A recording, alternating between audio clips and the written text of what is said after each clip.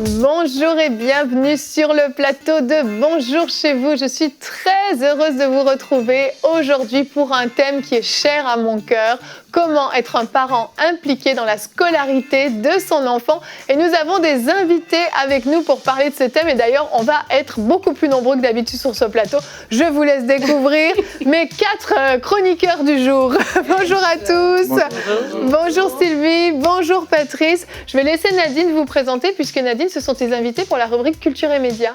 Oui, une belle trouvaille, l'Association chrétienne des parents éducateurs du Québec. On parle d'éducation et Sylvie et Patrice représentent cette association aujourd'hui et c'est de ça qu'on va venir parler aujourd'hui. Exactement, c'est un thème vraiment, comme je disais, cher à mon cœur et je suis très très heureuse de vous avoir avec nous parce que moi aussi, je fais l'école à la maison, l'école maison, on en parlera, on verra la différence des deux termes tout à l'heure. Et ça me fait très plaisir de vous avoir pour parler de ce thème-là et parler également de l'implication des parents dans la scolarité de leurs enfants parce qu'on a vraiment un rôle à jouer, que nos enfants soient à la maison pour faire l'école ou dans un établissement scolaire, les parents doivent s'impliquer. Et puis on va en parler aujourd'hui en commençant cette émission. D'ailleurs, je précise que c'est une émission un peu spéciale, il n'y aura pas de rubrique Pasteur, j'ai une question aujourd'hui. On aura une longue rubrique Culture et Médias, mais nos invités vont répondre à une question quand même, puis je vais vous la lire, que vous le sachiez quand même. Parce que ça va peut-être intéresser certains parents qui se posent des questions. On va répondre à la question quels sont les éléments à considérer pour faire l'école à la maison ou l'école maison, justement. Je ne sais plus comment le dire maintenant, mais perturbé là. Vous comprendrez, vous comprendrez. Donc, Omer, on va commencer cette émission avec toi. On va voir comment les parents peuvent s'impliquer auprès de leurs enfants dans la pensée du jour.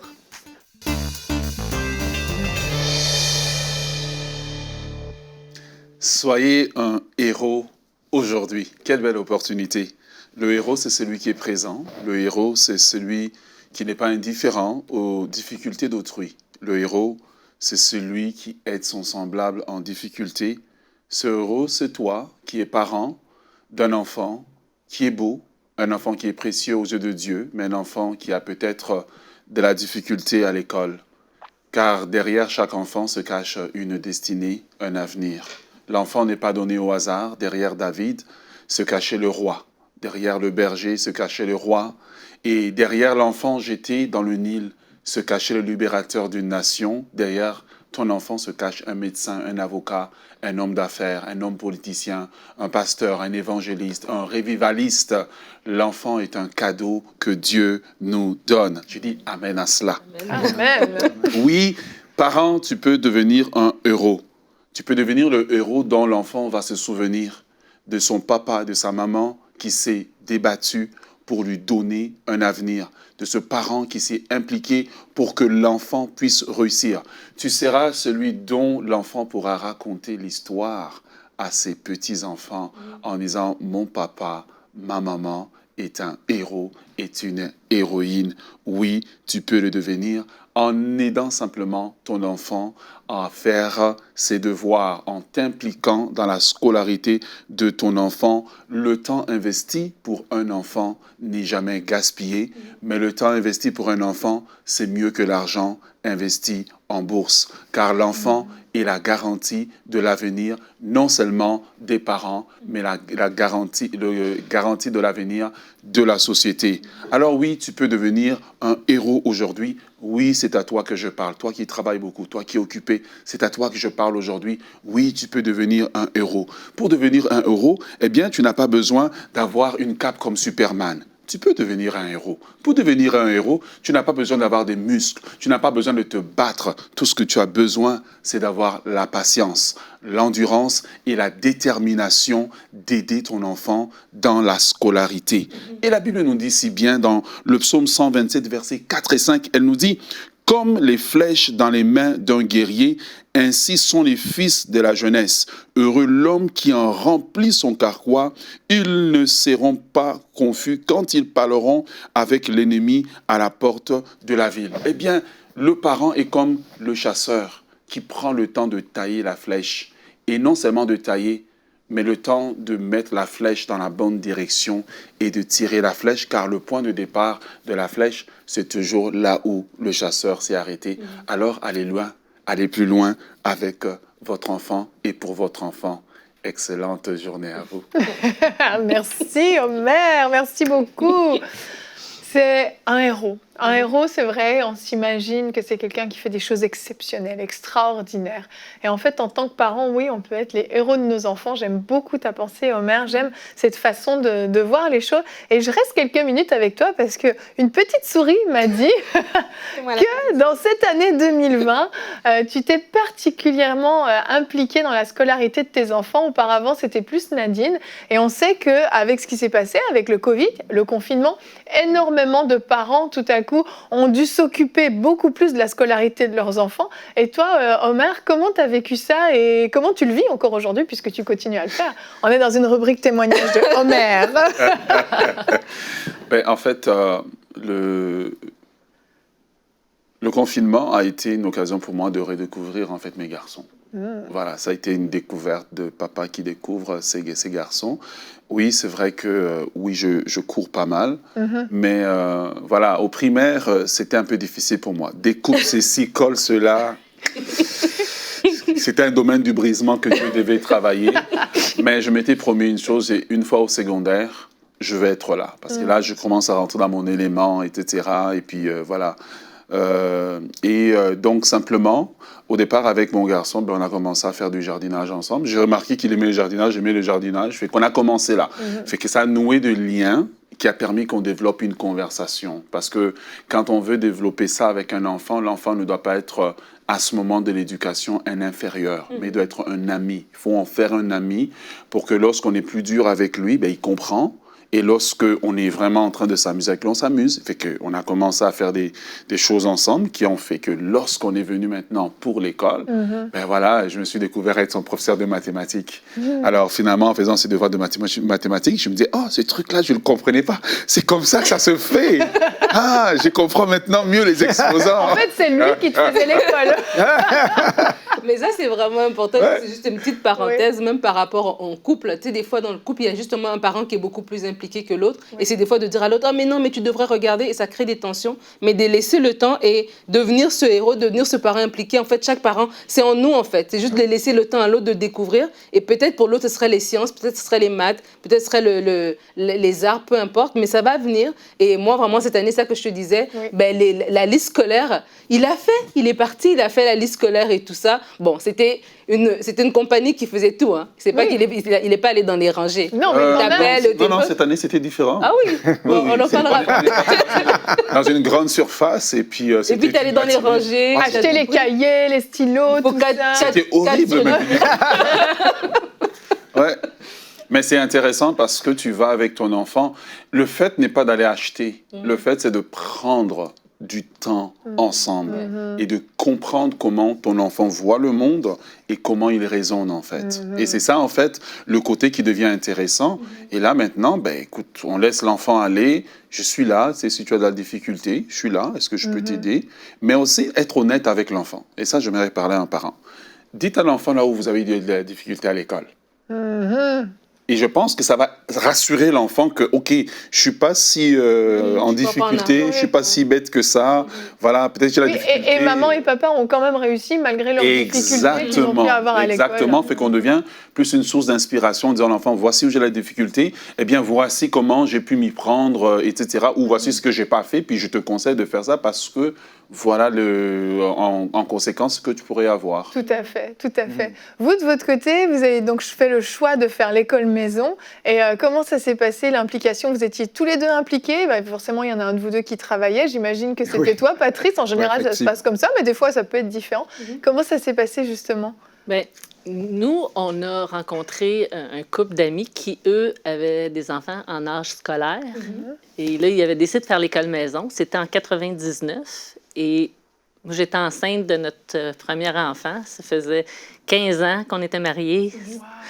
Et là, je dis, c'est quoi ça, l'école maison? Alors, je me suis mis à lire sur le sujet. En français, à l'époque, il n'y avait pas grand-chose, mais sur Internet, en anglais, il y avait des milliards et des milliards et des milliards de ressources. C'est ça. Alors, Et là, en discutant, on a dit, ben c'est quelque chose qu'on veut faire. Alors, nous, nos enfants n'ont jamais fréquenté l'école. Oui.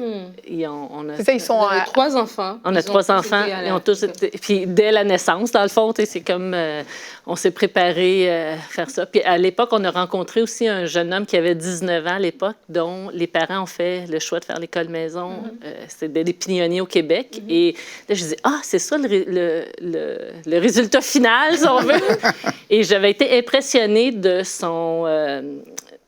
de la façon qu'il se comportait avec moi. À l'époque, moi, j'avais 34 ans. Lui, il en avait 19. Il me parlait comme s'il parlait à son ami. Il y avait aucune intimidation. Il était vraiment sûr de lui. Ensuite, j'ai rencontré 2 de ses enfants, 2 de ses frères, pas de ses enfants, mais ses frères et sœurs, 2 de ses frères. Et c'est pareil, c'était la même chose. Ça fait que je dis, c'est ça le résultat final. Puis là, je disais, ma fille, elle a 21. Elle va avoir 21 dans un mois. Et là, à 19 ans, je dis, c'est ça, ça a donné le même produit final. Ça a marché! Ça a marché, ça. C'est vraiment... C'est génial. C'est ça. Et toi, du coup, donc, Patrice, tu t'impliquais aussi auprès des enfants parce qu'on sait que l'école maison, on a un horaire différent. Il n'y a pas forcément de devoirs le soir. Quand tu rentrais du travail, comment tu t'impliquais à ce niveau-là? J'ai pas fait beaucoup d'école avec les enfants. Mais une chose que j'ai promis à Sylvie, par exemple, c'est que je ferais tout pour que ça fonctionne, pour qu'on fasse l'école maison. Parce que quand Sylvie s'est mise à y croire, j'ai voulu y croire davantage. Et ça, c'est une clé, je pense, pour la réussite de l'école maison, de l'apprentissage en famille. C'est qu'il faut que ce soit le couple qui le fasse. Et je suis devenu le spécialiste masculin du ménage. Et, et je me suis occupé, évidemment, parce que quand tu arrives le soir... L'épouse, Sylvie, est épuisée. Là. Elle a eu une journée avec les 3 enfants à faire l'école. C'est pas toujours rose. Il y a des hauts, il y a des bas. Puis je me disais, ben là, step up, dad. La job est finie. Puis, donc, je faisais à peu près tout le reste là, dans la maison. Et je m'occupais beaucoup de toutes les activités sociales des enfants. Qui est très Nos enfants... Peut-être à cause de l'école maison, on les a impliqués dans toutes sortes d'activités sportives, éducatives, artistiques, et, peut-être trop même. On n'était plus capable de socialiser. On voit trop de monde, on peut rester à la maison. Mais pour moi, c'était la meilleure façon d'aider Sylvie. J'avais quand même un emploi du temps exigeant. Un emploi exigeant, un emploi du temps très exigeant, engagé avec l'Église, la communauté et 2 ou 3 autres organisations. Donc, mais je me libérais toujours, par exemple. Une des choses que je me suis toujours dit, puis Omar, tu m'as béni avec ton entrée, c'est, puis je vais pouvoir, j'espère, continuer dans cette veine-là, mais pour moi, j'étais toujours disponible. Et qu'importe la réunion dans laquelle j'étais, quand mon téléphone sonne, encore aujourd'hui ou presque, j'ai toujours pris l'appel. Je dis, désolé, j'ai un appel, puis c'était la maison qui appelait. Et je prenais toujours l'appel, puis je disais, ben là, excuse, j'étais en réunion, je vais te rappeler dans 10 minutes. C'est correct? Oui, OK. Ou des fois, il y avait une crise, je disais, excusez, il faut que j'y aille. Parce que moi, j'étais le directeur d'école, puis Sylvie, elle menaçait les enfants. Le directeur va s'en venir. Mais ça, il ne fallait pas que ça arrive. C'est un peu comme ça qu'on l'a vécu. C'est ça, pour que vous soyez impliqués tous les deux. Puis honnêtement, souvent, il faut être honnête, c'est la maman qui fait l'école aux enfants dans la maison. Mais le papa, parfois, va prendre un rôle, effectivement, rendu un peu plus tard. Il va faire les sciences. On a un couple d'amis qui font l'école maison. Luc, c'est un chimiste et il va faire tout ce qui touche les sciences, la chimie avec les enfants. Mais il est expert c'est un chimiste, donc il a ce privilège-là. Mais effectivement, c'est des rôles partagés. Puis si c'est pas dans l'école, il faut au moins que ce soit dans toutes les autres activités de la famille. Exactement. Il y a plusieurs domaines dans lesquels on peut s'impliquer. Puis avant qu'on parle de votre organisme, on va regarder notre verset du jour qui va encourager des pères. On parle beaucoup aux pères aujourd'hui. Colossiens 3 au verset 21 nous dit « Pères, n'exaspérez pas vos enfants de peur qu'ils ne se découragent. » Et en tant que papa, on a besoin justement de beaucoup de patience quand on parle de s'impliquer dans la scolarité des enfants. Et père, vous avez peut-être été interpellés, vous tous les papas qui nous écoutez, mais les mamans aussi, que ce soit par la pensée d'Omer et aussi son témoignage, par rapport à votre témoignage aussi. On voit qu'il y a plusieurs manières de voir l'école. On parle de l'école dans un bâtiment, on parle de l'école qui est faite à la maison. Et puis on va enchaîner donc pour découvrir votre organisme avec la rubrique Culture et Médias. Alors Evelyne, comme on disait en début d'émission, nous avons Patrice et Sylvie qui sont 2 représentants. Patrice, je crois que tu es le président. Exactement. Et Sylvie est dans l'équipe de l'Association chrétienne des parents éducateurs du Québec. Bravo. C'est quelque chose à dire, c'est une très très belle association. Et justement pour en parler, je vous donne la parole. Présentez-nous un peu votre association. Oui, je peux peut-être y aller un petit peu. En fait, Sylvie est responsable du congrès annuel. Donc, l'association représente environ 400 familles, la plupart chrétiennes, évidemment. Et on a pour objectif de supporter, d'appuyer les familles qui font le choix de faire l'apprentissage en famille ou de faire l'école maison. Et on a différents moyens pour y arriver. L'élément fort, Sylvie pourra en parler, c'est notre congrès annuel qui rassemble entre 400 et 500 personnes, peut-être environ la moitié des familles qui se présentent, alors que c'était physique. Cette année, ça a été fait de façon virtuelle. On a eu beaucoup de participants. On était très heureux. Ça a été finalement un congrès international. On avait un invité américain, on avait des invités français. Donc, on peut dire qu'on avait un congrès international. Et ça a bien été, mais aussi, d'un côté plus pratique, on encourage les familles qui font le choix de se joindre à un groupe de soutien qu'on appelle. Et des groupes de soutien, ça peut être 4 familles, ça peut être 20 familles. Chacun, il trouve son mode de fonctionnement. Et c'est au travers de ça qu'on essaie d'avoir le plus de présence et d'action. Mettons, on va appeler ça des grassroots, là, hein, être sur le terrain. Évidemment, avec la pandémie, c'est plus difficile. Oui. Et on travaille beaucoup plus de façon virtuelle. Donc, il y a des groupes de soutien qui se rencontrent de façon virtuelle. On a des groupes de prière une fois par mois en anglais, une fois par mois en français qui se rencontrent une fois par mois de façon virtuelle. Donc, il peut y avoir 400 personnes dans ce groupe-là. Il peut y en avoir 20, il peut y en avoir 400. On a des ateliers de formation pour des parents ou d'accompagnement. Comment accompagner ton enfant à enseigner le français, certaines matières. Ça va être en ligne très bientôt. Même chose du côté anglophone, ça s'en vient aussi. Donc, on a plusieurs trucs qui se mettent en place. Et évidemment, au travers des groupes de soutien ou de l'association, il y a des activités, des sorties. Donc, un groupe peut décider. Récemment, il y avait une sortie au village. On a créé un groupe de parents d'ados. Ouais. Oui, c'est important. C'est une autre étape. Oui, c'est ça, c'est une autre étape. Alors, là, ils ont organisé une sortie au village Huron à Québec. Alors, c'est sûr qu'il y a des gens qui sont de tout le Québec qui sont rendus. Là, puis après, il y a eu le confinement. Ça fait que là, c'est des activités plus en ligne, là. Puis, une des choses intéressantes, je pense, c'est nos enfants qui font l'école maison, évidemment, ont toutes sortes de façons de socialiser. Puis présentement, ils sont interdits de socialiser. Là. C'est très difficile. On tente de convaincre le département de la santé de nous donner la possibilité que des familles puissent se rencontrer en famille bulle, mettons 4 familles pour permettre la socialisation, d'où l'importance de l'école et que les enfants aillent à l'école présentement. Cette socialisation-là est importante.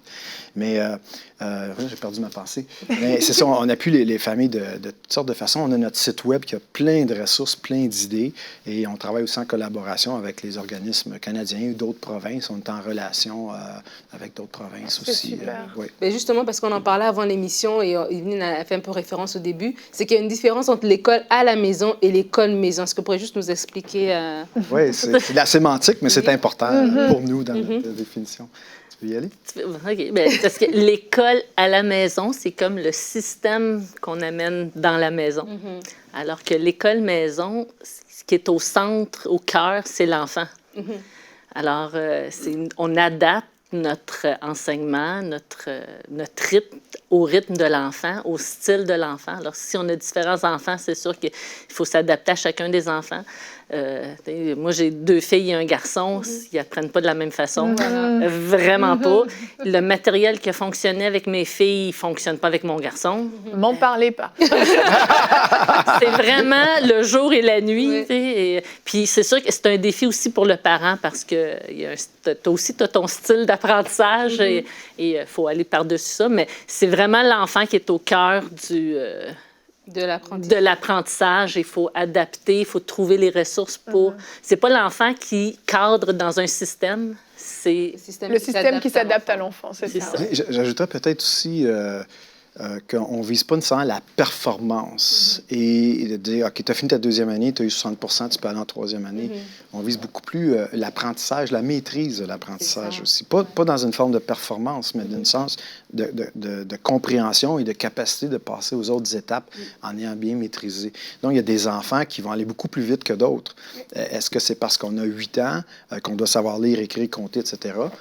Il y en a qui vont être à 6 ans, ils vont déjà être capables d'être plus avancés que d'autres et certains vont avoir plus de difficultés. Donc, on peut adapter en fonction des forces et des intérêts de l'enfant. Son niveau de scolarité, il peut être rendu en quatrième année en français, puis en 6e année en mathématiques, par exemple. Pourquoi pas? Et c'est d'où Sylvie parle du rythme de l'enfant. Donc, ça, c'est la beauté de l'école-maison, c'est que ça nous permet de faire cela. Évidemment, dans le cadre actuel au Québec, avec les balises qui sont en place, ça ressemble davantage à l'école à la maison, mais c'est quand même un privilège extraordinaire de pouvoir s'investir. J'ai beaucoup aimé ce que tu as dit, Omer, tout à l'heure, parce que, dans le fond, quand on a fait le choix de faire l'école maison, c'est aussi on a fait un choix de vie de famille, un choix de vie d'apprentissage de valeurs chrétiennes, tout en voulant que nos enfants comprennent très bien comment la société fonctionne. Et ça, c'est très, très important. Et c'est un bon point, ça, juste pour terminer cette partie de l'émission, c'est que vous, votre association, elle est là pour accompagner. C'est pas pour dire à tout le monde, fermons les établissements scolaires, mettons nos enfants à la maison. Jamais. Mais c'est pour dire aux parents que, en fait, vous avez la possibilité. Et si vous faites ce choix, cette association, elle est là pour l'accompagnement, comment on fait dans par rapport à notre gouvernement, qu'est-ce qui est accepté, comment on fait les choses. Et justement, vous allez répondre à une question que... Tu veux que je la lise? S'il te plaît. La question à laquelle vous allez répondre, c'est une question que Martine du Canada nous a posée. Quels sont les éléments à considérer pour faire l'école à la maison? Et il y en a peut-être beaucoup qui se posent la question, et je fais une mini parenthèse parce qu'on sait que pour tous ceux qui nous suivent depuis la France, l'école maison est en sursis et il y a une volonté du gouvernement d'empêcher l'école maison. Donc je veux juste vous dire qu'on prie pour vous, on sait ce que vous vivez et vraiment on est de tout cœur avec vous et on prie pour que cette loi ne puisse pas passer.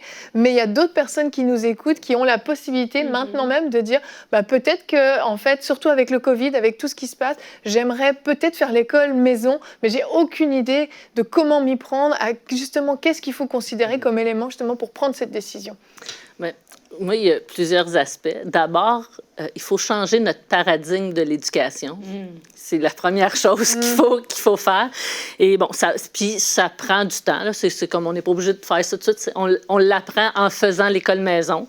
Mais c'est dire que le paradigme, c'est pas la vérité. Il y a différentes façons d'apprendre. L'autre chose, c'est que ce qu'on transmet à nos enfants, c'est le désir d'apprendre. Plus que des connaissances. Parce qu'une fois qu'il y a le désir d'apprendre, il n'y a rien qui est hors de sa portée. S'il a le goût d'apprendre, il va apprendre ce qu'il veut. Patrice disait tout à l'heure de viser la maîtrise des connaissances plutôt que de la performance ou plutôt que de viser d'avoir 60%.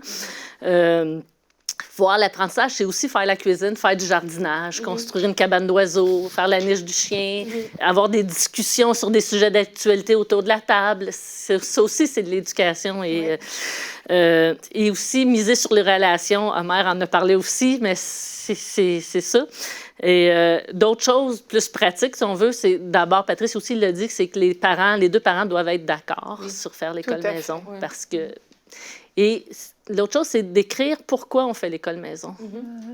Parce que c'est notre fondation. Parce que les doutes vont arriver soit nous-mêmes ou soit les autres personnes à l'extérieur vont dire « Pourquoi tu fais l'école maison? » Alors, il faut avoir assis nos raisons et notre fondation, sur une fondation solide qui va nous permettre de continuer... Être convaincu, quoi. Oui, c'est ça. J'ajouterais, puis je ferai un petit peu de millage sur ce que Nadine a dit. Nous, notre objectif, ce n'est pas de convaincre personne de faire l'école maison. On ne fait pas de promotion aujourd'hui. On a une opportunité extraordinaire, puis on vous en remercie. Mais jamais je vais à quelqu'un, hey, tu devrais faire l'école maison. Là. Jamais qu'on a fait ça. On n'est pas en train d'essayer de convaincre les gens. Puis le système scolaire, il est nécessaire et il doit être là. Puis notre choix n'est jamais à l'encontre des enseignants qui font un travail extraordinaires dans les contextes qu'ils ont. Ou le gouvernement qui souhaite que tous les enfants réussissent. Tout le monde veut ça. Mais on fait un choix différent parce qu'on y croit pour différentes raisons. Et une des choses que j'aimerais mentionner, si vous le permettez, un passage de la parole de Dieu, puis c'est pas un jugement pour des gens qui ont fait quelque chose de différent, mais pour nous, c'est devenu important. Et c'est dans Deutéronome 6, ça dit « Et ces commandements ou ces paroles que je te donne aujourd'hui seront dans ton cœur. Tu les inculqueras à tes enfants et tu en parleras quand tu seras dans ta maison, quand tu iras en voyage, quand tu te coucheras et quand tu te lèveras. Tu les liras comme un signe sur tes mains et ils seront comme des frontaux entre tes yeux. Tu les écriras sur les poteaux de ta maison et sur tes portes. » Ça, on comprend que c'était par rapport à l'enseignement de la Torah, du Talmud. Mais nous, on a fait l'extrapolation aussi pour l'école maison parce que c'est là qu'on transmet nos valeurs à nos enfants. Exactement. Donc ça, c'est une des éléments à considérer. Quelles valeurs je veux transmettre à mes enfants et qui je veux qu'ils les transmettent. Donc, il y a un peu de ça. Parce que quand on fait l'école maison, bien évidemment, on devient les deux personnes qui influencent le plus nos enfants tout le temps. Oui. C'est très exigeant. Puis, c'est pas mauvais qu'il y ait d'autres personnes qui viennent influencer nos enfants. Ils vont l'être à un moment donné ou un autre, que ce soit un coach de hockey, un entraîneur de patin artistique, un coach de judo ou je ne sais trop. Mais, ou les scouts. Beaucoup de gens vont aller chez les scouts aussi. C'est bien certain, puis c'est tout bon. Mais aussi, quand c'est à l'école, à temps plein, bien, on a quand même une personne qui est là plusieurs heures par semaine dans la vie.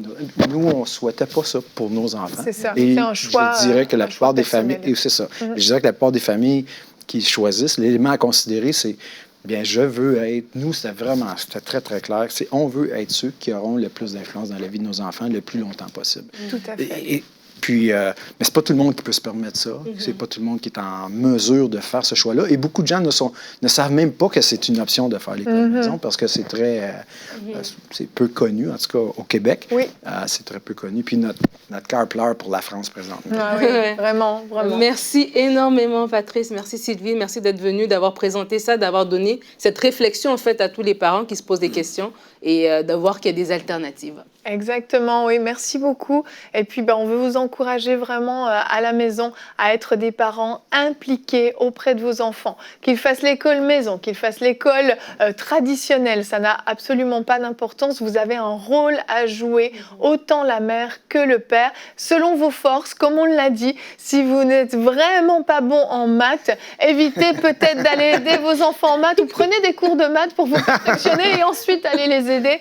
Mais le plus important, c'est que vos enfants sachent qu'ils peuvent compter sur vous, que vous êtes là pour les soutenir, pour les accompagner et que vous êtes présent à leur côté, vous êtes intéressé par ce qu'ils font à l'école, vous vous intéressez à eux, pas juste aux résultats scolaires, pas juste aux bons résultats scolaires, mais vous vous intéressez à eux, à ce qu'ils vivent, à ce qu'ils ont appris à l'école. Vous pouvez avoir des discussions autour de la table lors des repas sur des choses qui ont été apprises à l'école. Ça va vous permettre aussi de reprendre un peu le contrôle sur ce qui a été enseigné à vos enfants parce que oui, vous devez être les personnes qui allez transmettre vos valeurs à vos enfants et ce sont les valeurs du royaume de Dieu. Pour vous tous qui nous écoutez, nous voulons que ce soit les valeurs du royaume de Dieu. Et si vous n'êtes pas impliqués, vous allez laisser quelqu'un d'autre qui ne connaît peut-être pas le Seigneur inculquer des valeurs différentes à vos enfants. Donc soyez impliqués, soyez présents auprès d'eux. On vous encourage vraiment. Et oui, la France, on pense à vous, tous ceux qui font l'école maison, qui nous suivent en ce moment. Et vous savez que vous êtes en sursis. On croit que le Seigneur peut intervenir et faire quelque chose pour faire changer les choses. Merci Sylvie, merci Patrice et merci à vous tous de nous avoir suivis. On se retrouve demain. Notre thème sera « Pourquoi crois-tu en Dieu ?» et nous aurons un C'est mon histoire extraordinaire du pasteur El Hadj Diallo qui était musulman et qui a rencontré son sauveur, le Seigneur Jésus-Christ. Ne manquez pas l'émission de demain. Bonjour chez vous.